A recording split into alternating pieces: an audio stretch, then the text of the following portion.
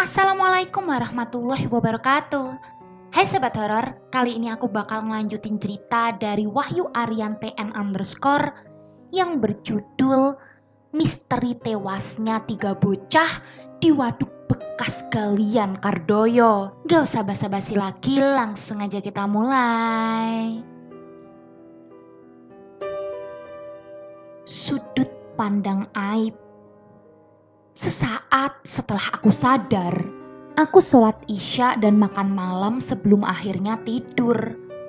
Selama sholat dan makan, Putra masih terus mengikutiku hingga saat tidur. Besoknya adalah hari di mana 3 temanku Putra, Iman dan Novan akan dimakamkan. Aku melihat bapak, ibu sedang mengobrol dengan Mbak Nur dan Mbak Yati di depan rumah membahas kejadian semalam. Aku yang baru saja ke depan rumah tiba-tiba dirasuki lagi oleh Putra. Putra masih merengek menangis ketakutan karena belum mau mati. Ia memohon pertolongan karena ia takut, karena hari ini jasadnya dimakamkan. Singkat cerita, 2 hari setelah proses pemakaman ketiga temanku, Putra masih terus bersama dan mengikutiku. Bahkan ia sampai menceritakan kondisinya sekarang yang sangat jauh berbeda dibandingkan dengan saat ia masih hidup. Malamnya saat aku hendak tidur, seperti biasa, Putra masih terus mengikutiku. Aku yang sudah tertidur terbangun karena dingin akibat selimut yang kupakai terbuka. Namun bersamaan dengan angin malam saat aku membuka mata, aku terkejut dengan apa yang sedang aku lihat dan melayang di depan mataku. Perempuan tua dengan wajah rusaknya melayang-layang tepat di hadapanku. Sesekali ia menggeleng-gelengkan kepala seakan-akan berbicara denganku. Aku yang terkejut refleks ingin lekas bangun dan kabur dari kamar. Tapi naas, badanku terkunci dan sama sekali tidak bisa digerakkan, dan ingin berbicara saja aku tidak bisa. Tapi aku masih tetap berusaha dengan terus berdoa hingga akhirnya sosok tersebut menghilang. Aku melihat Putra sembunyi di balik lemari karena melihat sosok perempuan tersebut. "Itu salah satu orang jahatnya, ujar si Putra kepadaku. Keesokan harinya, aku mengeluh karena aku merasa badanku sakit semua. Mungkin karena dampak Putra yang kerap datang mengikutiku. Ibu kemudian menyarankanku malam nanti selepas ba'da maghrib datang ke rumah Mbak Nur yang ternyata suaminya namanya Mas Dayat pandai dalam hal mengurut. Rumahnya satu kampung dengan Putra. Malamnya aku ke sana dengan bapak sekalian bapak ke rumah Putra yang hendak tahlilan di sana. Jelas sekali, Putra yang masih mengikuti mengatakan, Emput takut sama orang jahatnya. Emput pengen ke Kecapi ketemu mama ayah, ujar polos Putra. Katanya kamu masih belum berani ketemu orang tuamu, jawabku. Emput udah gak mau dan takut ketemu sama orang jahatnya, jawab Putra lagi. Aku yang mengetahui ketakutannya pun sedikit menghibur dan mengantarkannya bertemu mamah dan ayahnya malam nanti. Malam ba'da maghrib, aku dengan bapak berangkat ke kampung Kecapi dan tentu saja Putra ikut denganku. Sesampainya di Kecapi, tepatnya di kediaman Mbak Nur, ternyata Mas Dayat tidak di rumah. ia pergi tahlilan juga di rumah Putra. Sehingga aku memang harus menunggu Mas Dayat hingga pulang untuk memintanya mengurut badanku ini.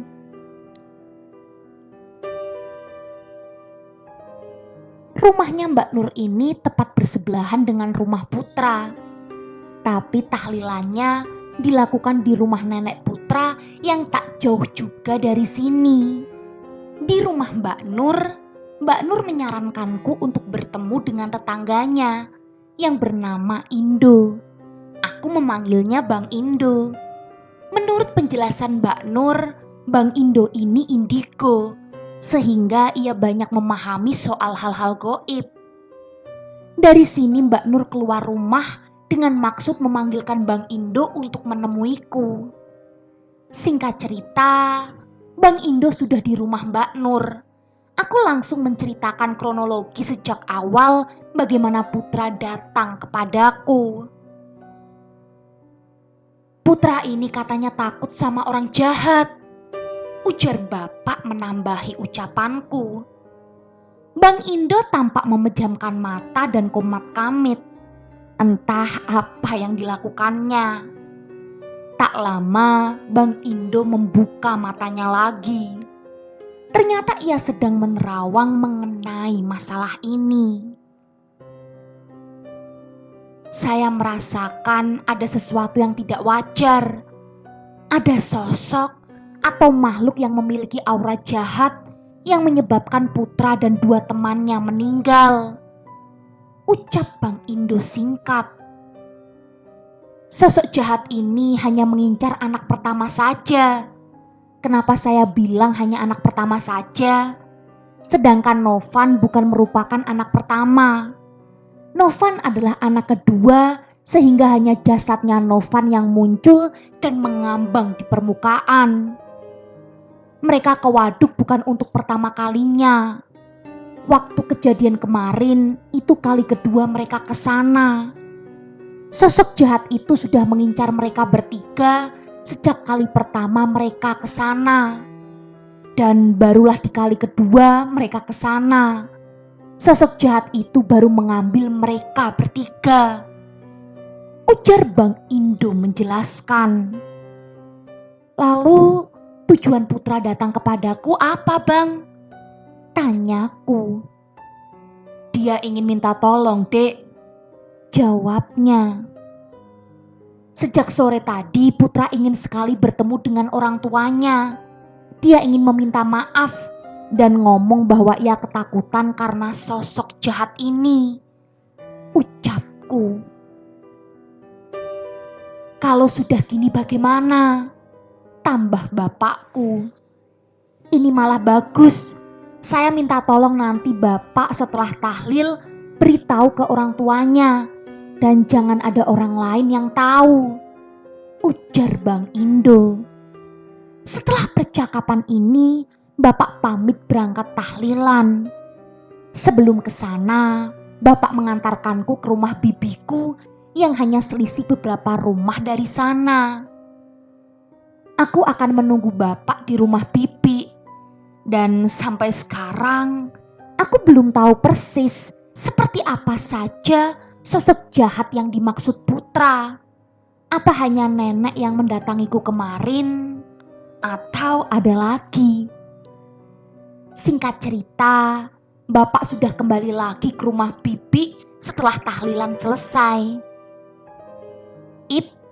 Bapak sudah ngomong ke orang tua Putra, nanti mereka kesini.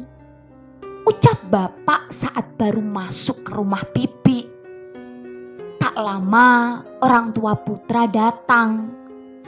Tampak raut wajah mereka masih sangat terpukul karena kepergian anaknya. Ternyata ada satu orang lagi yang datang. Dia adalah Abah Ali. Abah Ali ini adalah seorang ahli spiritual yang dibawa orang tua Putra ke sini untuk ikut membantu menyelesaikan masalah ini. Setelah semuanya berkumpul, aku mulai menjelaskan dari awal sejak Putra menghampiriku sampai sekarang. Abah Ali membenarkan penjelasanku dan mulai berbicara menurut pandangannya. Saat Abah Ali menjelaskan, aku yang memperhatikan Abah Ali tiba-tiba merasakan panas di telinga kiriku yang membuat aku tidak fokus lagi dengan penuturan Abah Ali. Hingga akhirnya aku menyadari ada sosok jahat yang dimaksud Putra datang di sisi belakangku. Aku menyadarinya dengan auranya yang sangat jelas kurasakan. Tapi aku tak berani sedikit pun menoleh dan melihatnya. Bah, takut bah, ucapku sambil memejamkan mata dan berpindah posisi duduk di sebelah Abah Ali. Lawan, jangan takut, istighfar terus, ucap Abah Ali.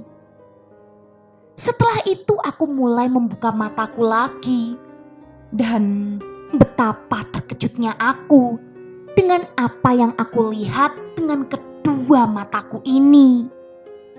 Ternyata nenek tua dengan wajah rusak yang waktu itu mendatangiku saat tidur, mendatangiku lagi dan hadir di sini. Sontak aku kembali memejamkan mataku lagi dan memegang tangan Abah Ali karena saking ketakutannya. Jangan takut, istighfar, ucap Abah Ali menguatkanku. Saat aku berusaha menguatkan tubuhku dan beristighfar, tiba-tiba Putra kembali masuk di tubuhku.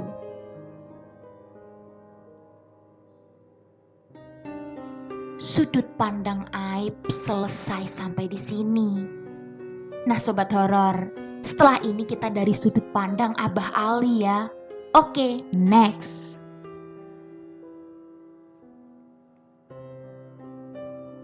Putra yang masuk di dalam tubuh aib terus menangis dan ketakutan. Ini siapa? Tanya saya. Ini Emput. Emput sangat takut, jawab Putra di tubuh aib. Emput, ini Mama. Mama Putra memanggilnya dengan menangis. Ma, Emput nyesel udah berenang di sana. Emput takut ada orang jahat, Ma. Maafin Emput, Ma. Mama jangan marah ya, Ma. Ucap Putra memohon maaf kepada mamahnya. Mama gak marah, Nak. Emput jangan takut. Mama selalu doain Emput di sini. Tampak ayahnya Putra menguatkan istrinya yang menangis, mengetahui kejadian yang menimpa anaknya ini. Putra masih terus menangis. Kali ini tampak sekali jika Putra ketakutan. Tubuh aib yang dirasuki Putra terlihat sampai menggeserkan kakinya dan memeluk tubuh saya. Ada orang jahat. Emput takut, Ma. Emput mau diambil orang jahat. Tolongin Emput, Ma. Ucap Putra dengan keras. Hingga sebelumnya ia keluar dari tubuh aib. Ternyata tidak berhenti sampai di sini. Tubuh aib kembali dirasuki. Ternyata kali ini yang masuk adalah nenek jahat itu. Oh, ini yang jahat. Apa maumu? Tanya saya. Nenek jahat yang merasuki Putra hanya tertawa dan menggeleng-gelengkan kepalanya tanpa menjawab. Sampai akhirnya nenek ini mengangkat tangannya dan mengangkat 2 jari dan tertawa, seperti mengisyaratkan jika dia senang telah berhasil mengambil 2 nyawa anak pertama sekaligus. Sudut pandang Abah Ali selesai. Nah sobat horor, setelah ini kita kembali dari sudut pandang aib ya. Oke, lanjut. Saat aku setengah sadar, aku merasakan sangat pusing di kepalaku. Tiba-tiba dalam keadaan terpejam, aku merasakan sedang di dalam bangunan tua, lembab di tengah-tengah hutan. Di dalamnya aku melihat putra yang sedang ditarik-tarik tangannya oleh nenek jahat itu. Saat menyadari ini, dengan tetap memejamkan mata, aku mengatakan kepada Mbah Ali untuk menolong putra. Aku mau ke lokasi di tempat meninggalnya 3 anak ini, ujar Abah Ali dengan langsung pergi keluar rumah. Ternyata orang tua putra juga mengikuti Abah Ali. Saat aku ingin membuka mata, ternyata mataku tidak bisa terbuka. Dan yang terjadi adalah aku terjebak di alam goib di tempat yang sama, di dalam bangunan tua dan lembab ini. Mungkin tempat ini adalah tempat nenek jahat itu tinggal. Saat menyadari kalau aku belum bisa keluar dari sini, aku lalu mencari di mana putra berada.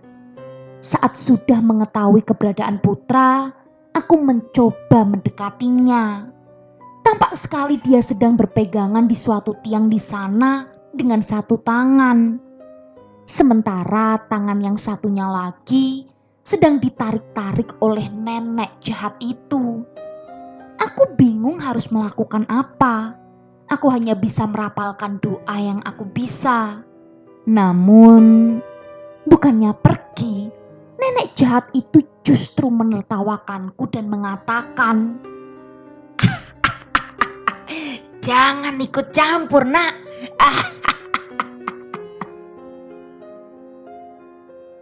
Perang batin antara aku dengan nenek itu pun terjadi.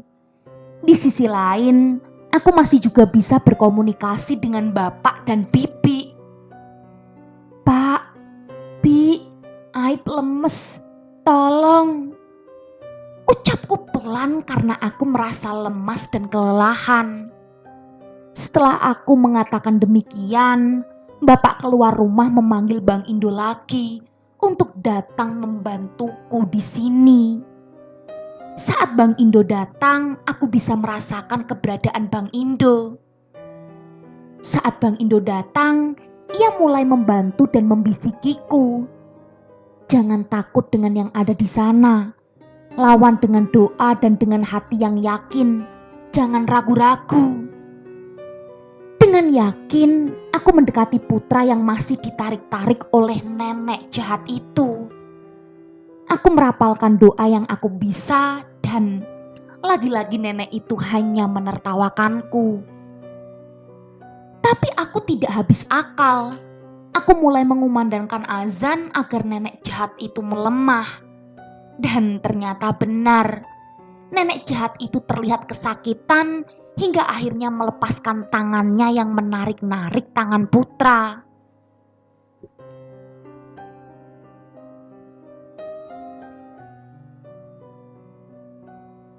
Akhirnya aku bisa menyelamatkan putra teman baikku ini.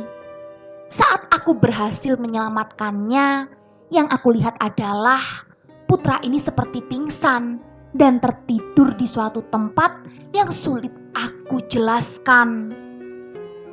"Putra udah tidur, Ib. Putra sudah aman. Sekarang kamu kembali," terdengar bisik Bang Indo.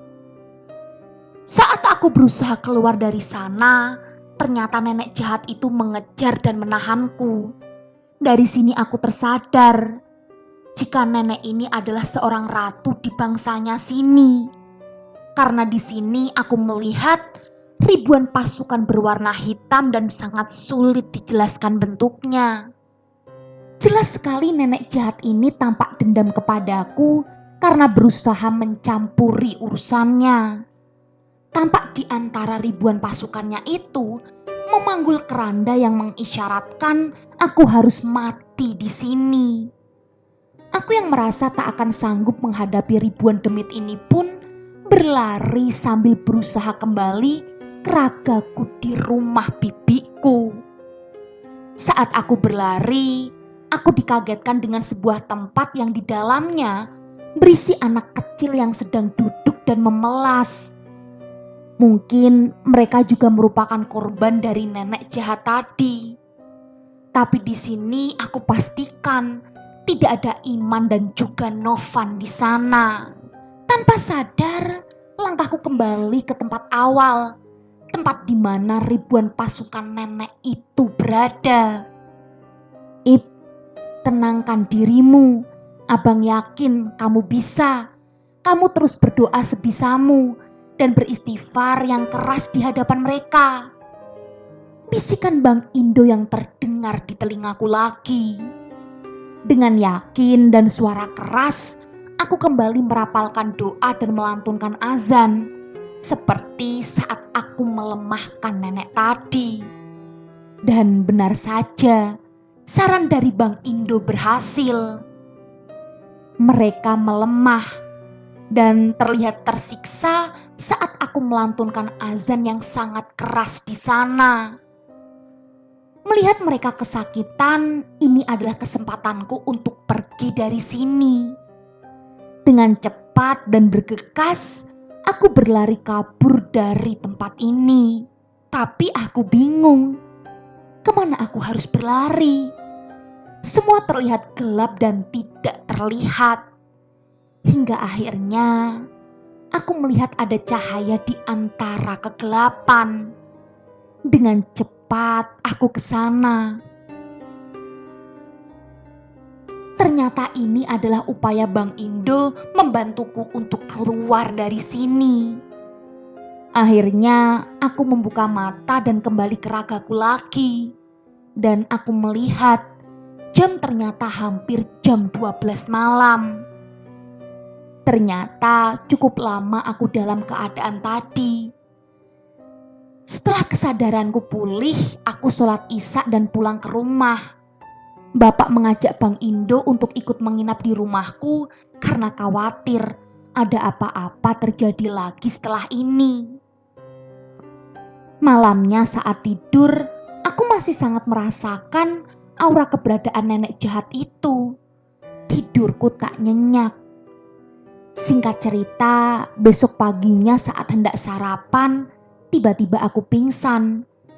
Dan saat sadar, aku sudah berada di rumah sakit dengan tanganku yang diinfus.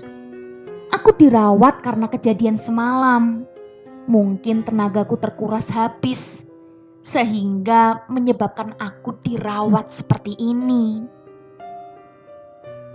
Mungkin beberapa dari kalian bertanya-tanya, kemanakah Iman dan Novan? Sebenarnya sejak pertama Putra datang, aku sudah menanyakan padanya, di mana Iman sama Novan? Kenapa Putra nggak sama-sama mereka berdua saja? Putra hanya mengatakan, jika Putra mau dekat sama Iman dan Novan, tetapi tidak bisa. Perlahan, gangguan dari nenek jahat itu hilang. Dan sesekali, Putra mendatangiku lagi hingga sekarang. Entah dalam mimpi atau di keseharianku. Buat sobat horor, mari sejenak kita semua kirimkan Al-Fatihah untuk almarhum Putra, Iman, dan Novan, agar mereka semua tenang di sana. Misteri tewasnya 3 bocah selesai sampai di sini. Gimana sobat horor? Seru kan ceritanya? Kalau gitu tunggu cerita-cerita menarik lainnya dan jangan lupa nyalakan lonceng notifikasinya. Bye.